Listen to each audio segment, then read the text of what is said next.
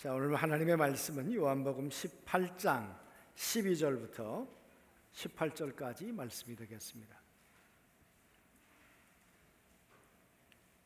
요한복음 18장 12절부터 이에 군대와 천부장과 유대인의 아랫사람들이 예수를 잡아 결박하여 먼저 안나스에게로 끌고 가니 안나스는 그 해의 대제사장인 가야바의 장인이라. 가야바는 유대인들에게 한 사람이 백성을 위하여 죽는 것이 유익하다고 권고하던 자더라. 시몬 베드로와 또 다른 제자 한 사람이 예수를 따르니 이 제자는 대제사장과 아는 사람이라. 예수와 함께 대제사장의 집들에 들어가고 베드로는 문 밖에 서 있는지라 대제사장을 아는 그 다른 제자가 나아가서 문 지키는 여자에게 말하여 베드로를 데리고 들어오니 문 지키는 여종이 베드로에게 말하되 너도 이 사람의 제자 중 하나가 아니냐 하니 그가 말하되 나는 아니라 하고 그때가 추운 고로 종과 아랫사람들이 불을 피우고 서서 쬐니 베드로도 함께 서서 쬐니라.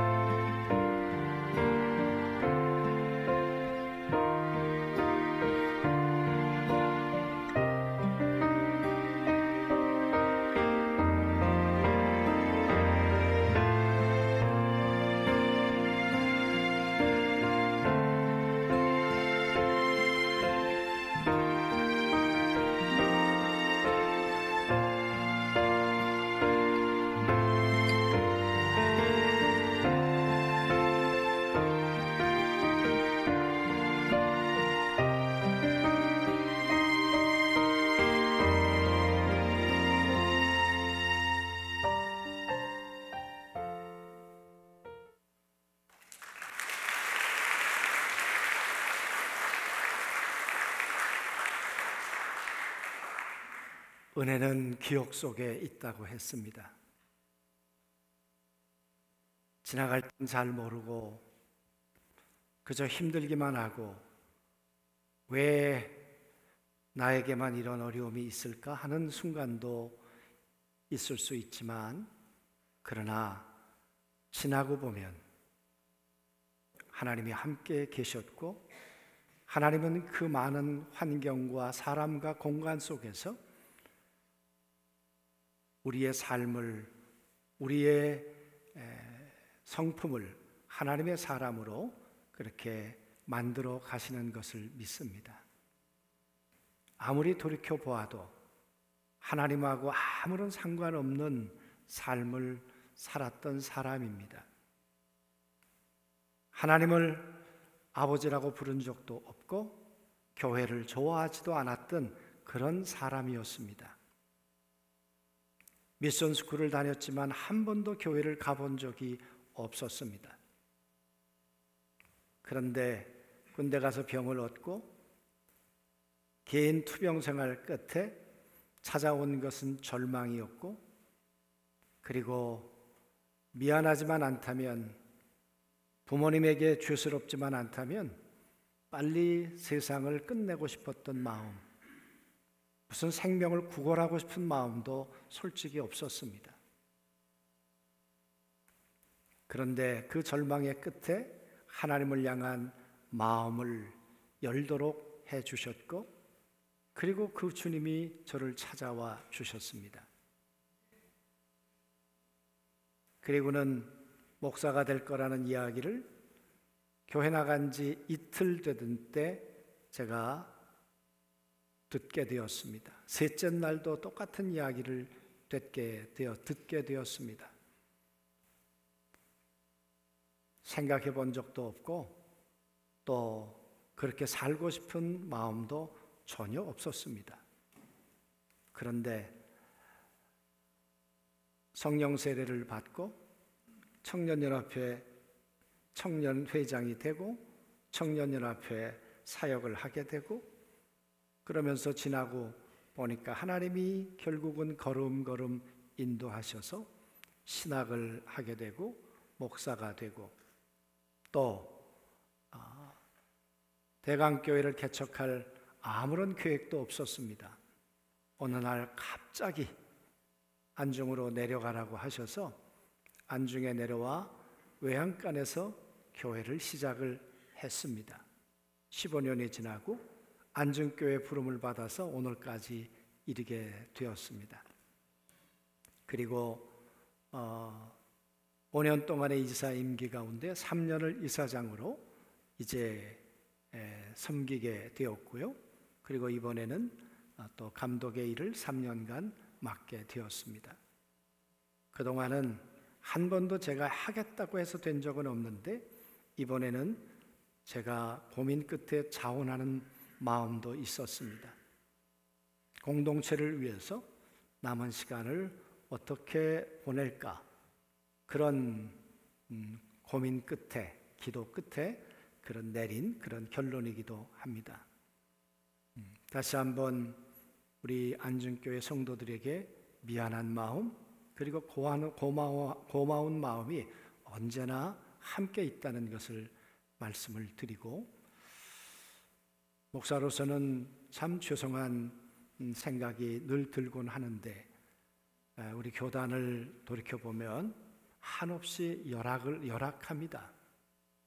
제가 수요일날 오후쯤에 어느 후배가 제게 문자를 보냈습니다. 목사님, 개척교회를 한번 돌아보시죠. 그래서 제가 그날은 수요 예배를 우리 교회에서 드리질 않고 주변에 있는 교회들을 쭉 다녀보았습니다. 불 꺼진 교회가, 예배 안 드리는 교회가 몇 개 있었고, 40-50명 모이는 교회인데 자동차는 2대, 3대 있었고, 그리고 대부분 교회 차만 있는 교회들이 많았습니다. 코로나 때문이라고는 하지만 점점 예배는 점점 시들해가고, 성도들의 믿음도 점점 시들해가고, 교회는 점점 위기를 당하고 있는 것이 이때이지요. 이때 정말 부족한 제가 뭘 할 수 있겠습니까? 그런 현실을 보면서 마음에 소망을 갖기보다는 사실은 참 암담하고 절망스러웠던 것이 솔직한 마음입니다. 제가 얼마 전 제가 그런 글 썼더니 선배 목사님이 그 글귀를 저한테 다시 얘기를 해 주셨습니다. 교회는 본래 절망 가운데서도 소망을 말해야 하는 것이 교회의 모습이다. 그게 교회이다. 그게 하나님의 교회이다.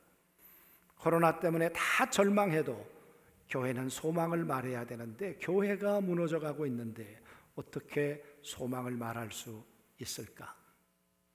여러분, 이때 교회가, 또 우리 모두가 하나님 앞에 더 믿음으로 다가가서 잃어버렸던, 아니 어쩌면 잠재되었던, 그동안 휴직기에 있었던 우리의 믿음이 다시 되살아나서 뜨거운 하나님의 역사가 우리 안에 다시 일어났으면 좋겠습니다.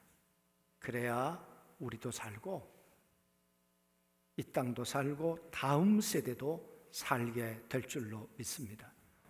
오늘 우리가 이렇게 살게 된 것은 정말 믿음의 선배들의 땀과 기도와 눈물의 열매를 우리가 먹고 있는 것이죠.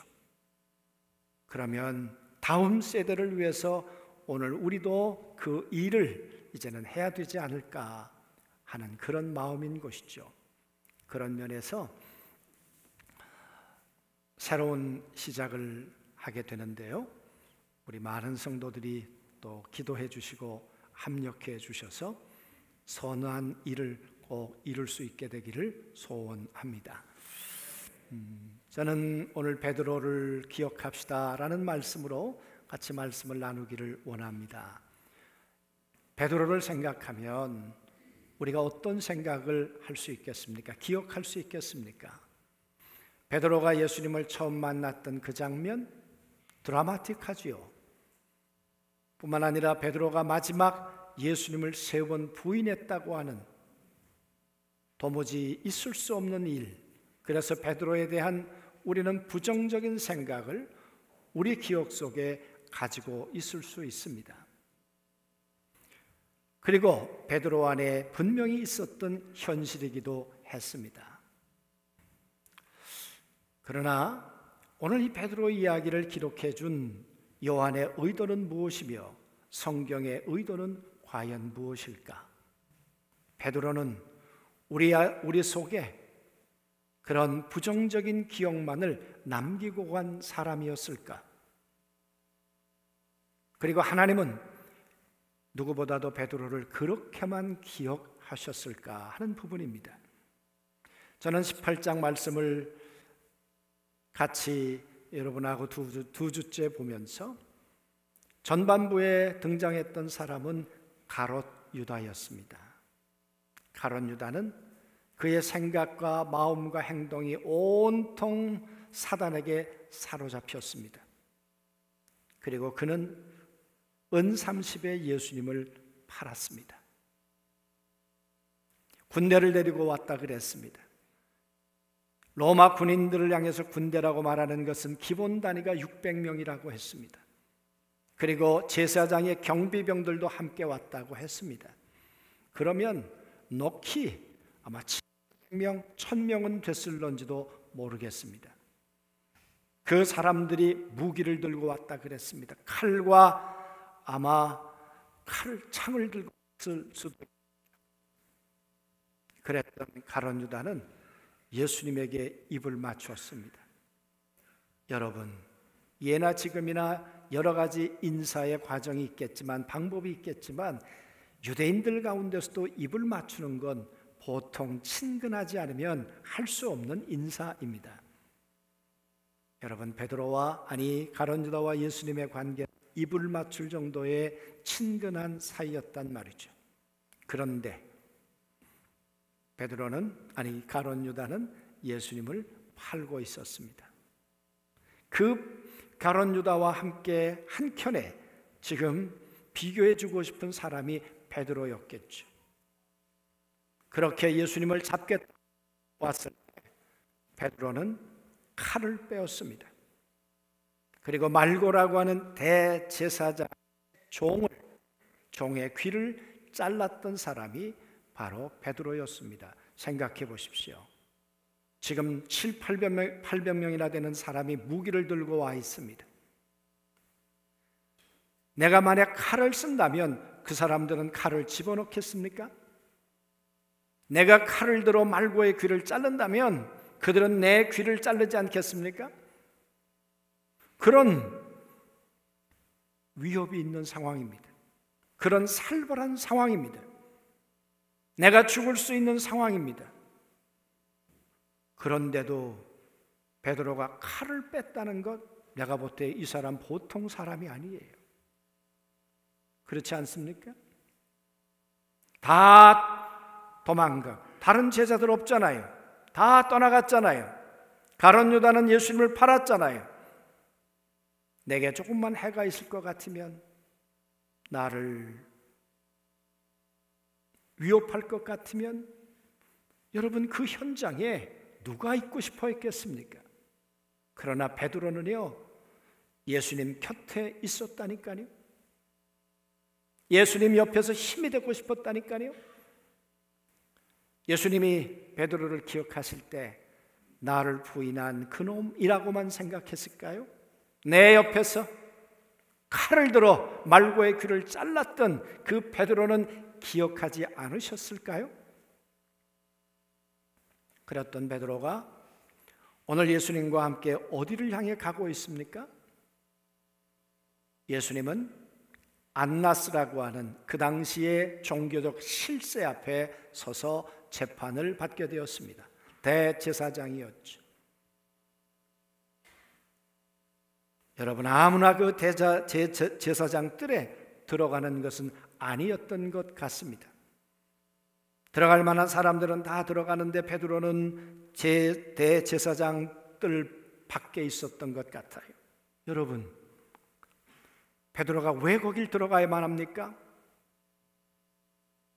예수 그리스도를 잡아 죽이려고 하는 저 폭군 같은 사람들, 성난 사자와 같은, 굶주린 사자와 같은 사람들인데 어쩌면 이성이, 하나님을 향한 열심이, 하나님에 대한 충성심이 이제는 오히려 마비가 되어서 그들이 가지고 있는 정의로움이 예수를 죽여야 한다고 생각하지 않아요?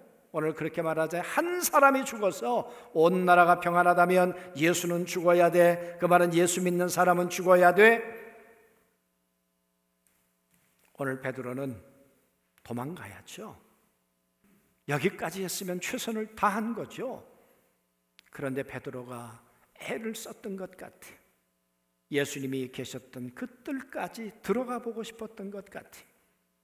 들어가서 내가 지금 할 수 있는 것 없지만 그럴지라도 예수님을 도울 수만 있다면 그 옆에 내가 있어야 되겠다는 생각을 베드로는 했던 것 같습니다.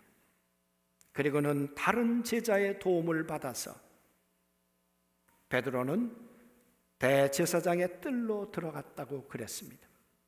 뜰로 들어가는데 여자아이가 예수님을 알아보았죠.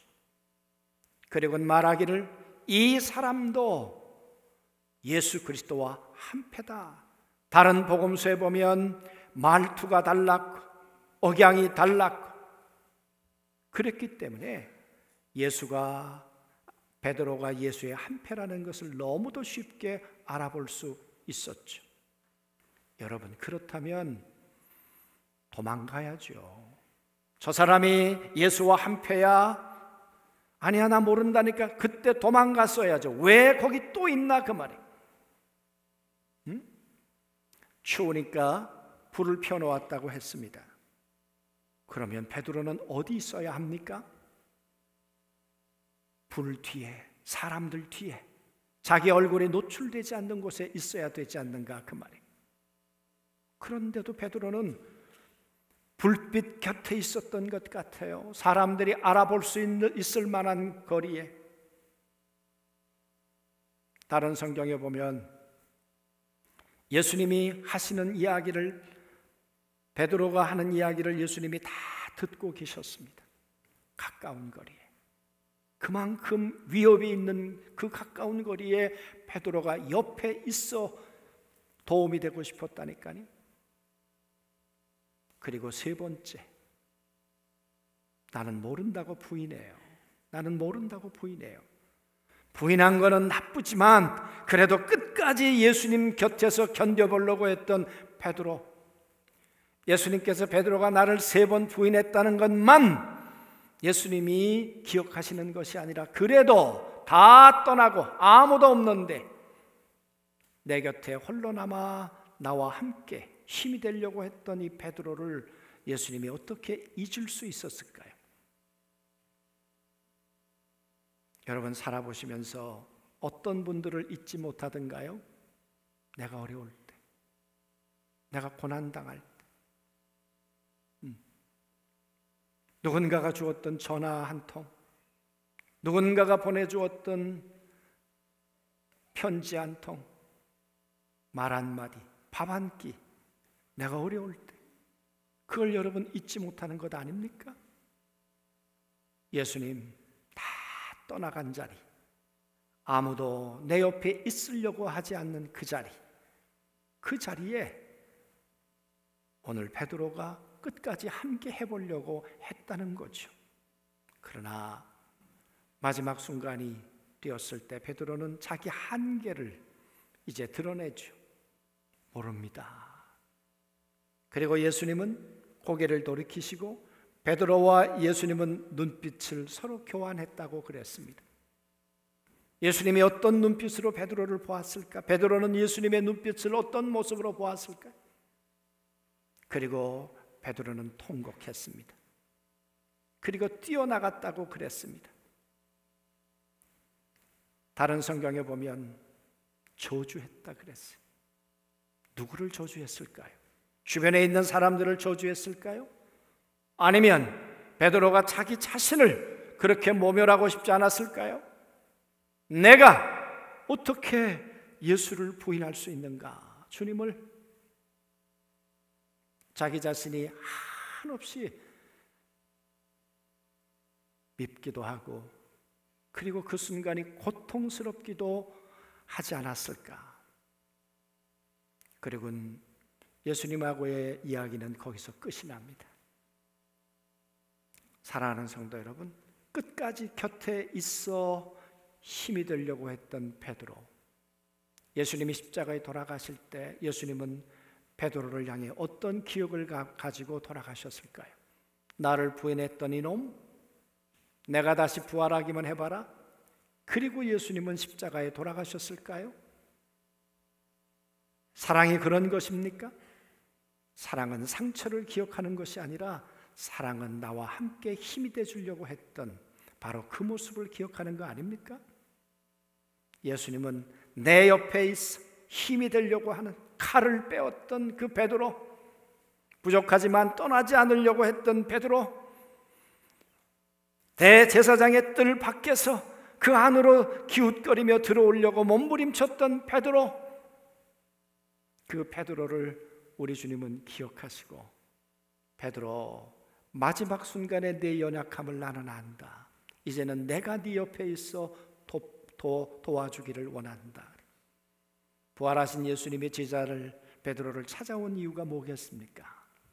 그 연약한 베드로를 옆에 있어 이제 내가 도와주려고. 18장 오늘 본문 말씀의 헬라어로 보면 하나님의 음성을 들었다는 구절이 한 구절도 없어요. 이 요한복음을 보면서 70%가 헬라어에만 있는 이 독특한 이 시제를 써요. 그게 에오리스트라는 시제예요. 순간순간 하나님의 인도를 따랐다는 거예요. 그런데 여기에는 하나님의 인도를 따랐다는 구절이 한 구절도 없어요. 그 말은 베드로가 자기의 인간적 열심을 가지고 한 거예요. 자기의 생각을 가지고 칼을 뺀 거예요. 자기 생각만 가지고 예수님 곁에 있으려고 했던 거예요. 여러분, 그것도 귀한데 예수님이 오셔서 이제 베드로 안에 하나님의 거룩한 성령으로 임하셔서 베드로를 도와주신다면 이 베드로는 어떤 사람이 되겠는가 그 말이에요. 아시는 것처럼 예수님은 베드로를 마가다락방으로 초대했습니다. 그리고 성령으로 베드로 안에 임하셔서 내가 보혜사가 되어줄게. 보혜사란 말의 뜻이 뭡니까? 옆에 있어 힘이 된다는 말이에요. 내가 헬퍼가 된다는 말이에요. 내가 너를 견고하게 세워주는 사람이 되겠다는 거예요. 내가 너의 상담자가 되어주겠다는 거예요. 예수님께서 베드로에게 그 보혜사가 되어주셨죠. 그랬던 베드로는 최초의 설교자가 됩니다. 어떻게 하나님의 거룩한 성령께서 우리 가운데 오시게 되었는지 초대교회 모여있는 성도들을 향해서 그리스도의 복음을 전하고 그리고 세례를 받게 하는 놀라운 일들로 베드로가 쓰임받기 시작을 합니다. 사랑하는 성도 여러분, 성경이 기록하고 있는 베드로는 3번을 부인한 베드로가 아니라 그 3번 부인한 베드로를 끝까지 찾아와 용납하시고 용서하시고 그를 다시 회복시켜 주신 그 하나님을 설명하고 싶은 것이겠죠. 초대교회 도미시안 황제로 인해서 박해를 받으면서 예수님을 부인하고 떠나간 사람들이 한둘이었겠습니까? 그 사람들에게 베드로도 부인했었어. 베드로도 쓰러졌었어. 그러나 그 베드로를 다시 찾아와 옆에 있어 힘이 되시는 분이 계셔. 성령님이야. 그 베드로가 성령으로 일어났던 것처럼 이 박해받는 성도들아 일어나자고 하지 않았겠습니까? 오늘 우리에게도 마찬가지시겠죠. 사랑하는 성도 여러분, 우리의 열심으로는 한계가 있습니다. 우리의 노력으로는 쓰러질 때가 있습니다. 그래서 성령님 오셔서 우리 옆에 우리 안에 들어와 우리에게 힘이 돼 주시고 능력이 돼 주실 줄로 믿습니다. 그 하나님의 영으로 우리가 지혜를 얻고 그 하나님의 영으로 능력을 얻고 그 하나님의 영으로 인도함을 받는다면 지나고 나서 우린 그렇게 고백할 것입니다. 여호와는 나의 목자였다. 여호와는 나의 쉴만한 물가로 인도하시는 나의 인도자였다. 내가 사망의 엄침한 골짜기를 다닐지라도 이제 내가 해를 두려워하지 않는 것은 목자 되신 그분이 나와 함께 하시기 때문이다. 그래서 은혜는 기억 속에 있는 것입니다. 돌이켜보면 나만 있지 않았고 예수님을 부인했고 쓰러졌지만 주님은 내 모습을 기억하셨다가 내 약한 모습을 옆에 있어 도와주려고 찾아오시고 우리를 그렇게 일으켜 세워서 베드로처럼 유쾌한 기억을 교회사에 남도록 그렇게 창조해 주시고 인도해 주신 분이 사랑의 주님이신 걸 믿습니다. 우리 사랑의 주님은 좋은 것 기억하려고 하십니다. 원하기는 그 주님의 그 저장 탱크에다가 이제 남은 생의 아름다운 기억들을 많이 내장시키는 여러분과 저의 삶이 되었으면 좋겠습니다. 그러다가 하나님 앞에 갔을 때 예수님 어려울 때 부족하지만 제가 옆에 있을 수 있어서 감사했습니다. 우리 주님이 너나 어려울 때 내가 감옥에 있을 때 네가 날 도와줘서 얼마나 고마운지 모른다. 제가 감독이 되고 나서 우리 목사님들에게 생일날 13,500원짜리 스타벅스 커피 쿠폰을 보내는데요, 그렇게 행복해해요. 그 13,500원은요 아마 135만 원도 더 되는 것 같아요. 옆에 있어 작은 거지만 힘이 되고 위로하는 우리 모두의 삶이 되었으면 좋겠습니다. 한 주간도 승리하시게 되길 주의 이름으로 축원합니다.